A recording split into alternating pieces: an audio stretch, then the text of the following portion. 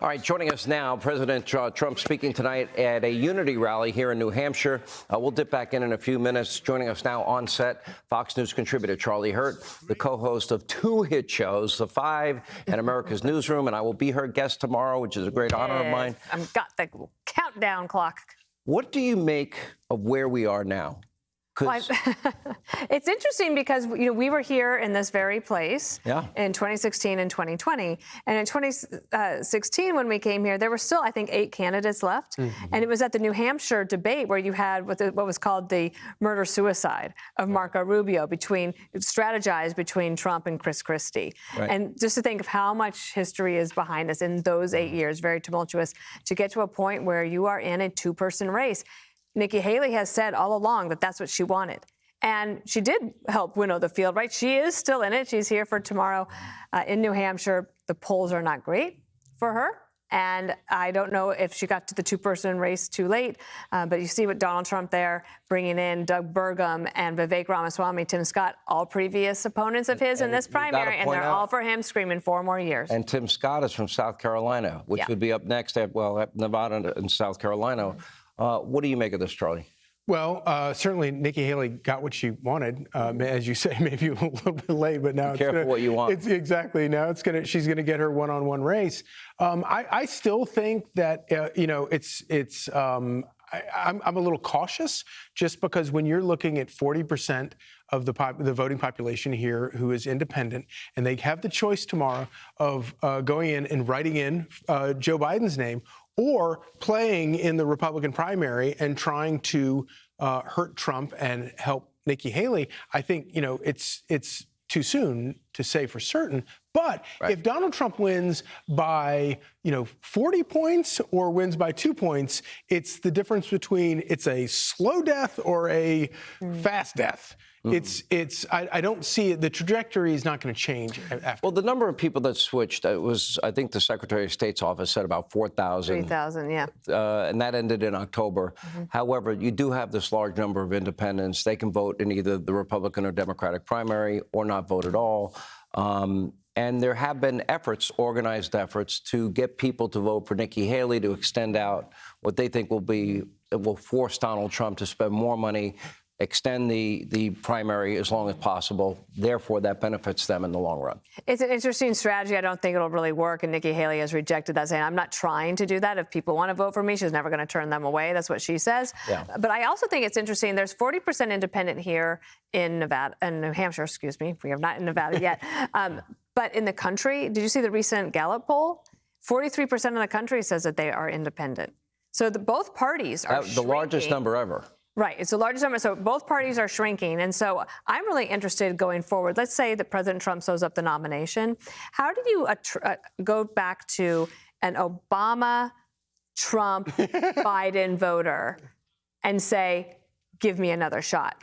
That will be interesting messaging. And you will need to get some of those people if he's going to win the general. James Carville said, and I pay attention when James speaks. I've had a number of debates with him over the years. Fun guy. Crazy, but fun, but smart also. Very. And one of the things he said is a third-party independent run this year is going to get a hell of a lot of votes.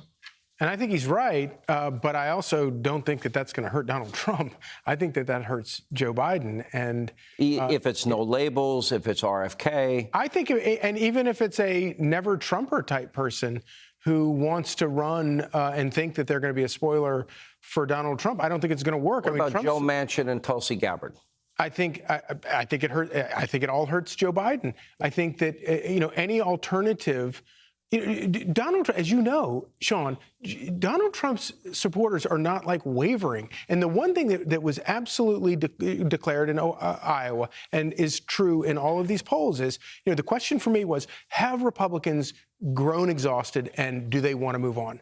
They don't want to move on. Right. They want to stay and they want to fight, and they want to fight with this guy. And to me, DeSantis' decision to get out and his comments I thought were so interesting. To me, that was the most interesting part, was the part where his analysis that, look, I did my best.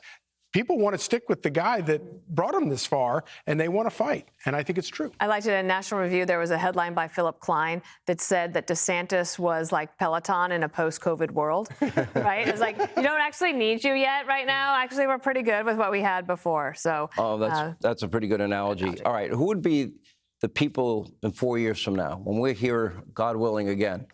4 years from now. Well, I thought it was very interesting that behind the scenes, what DeSantis was saying and his people were saying is that as he went around meeting voters, they might say to him, "You're our guy in 2028. If Trump weren't running, we'd be with you, but we're going to stick with him There's now." no So I doubt. think he's in for sure. You don't disagree. He is a young, leading, conservative, America First voice in the country. 100%, and he's an extremely competent executive. Agreed. But he's not a great campaigner.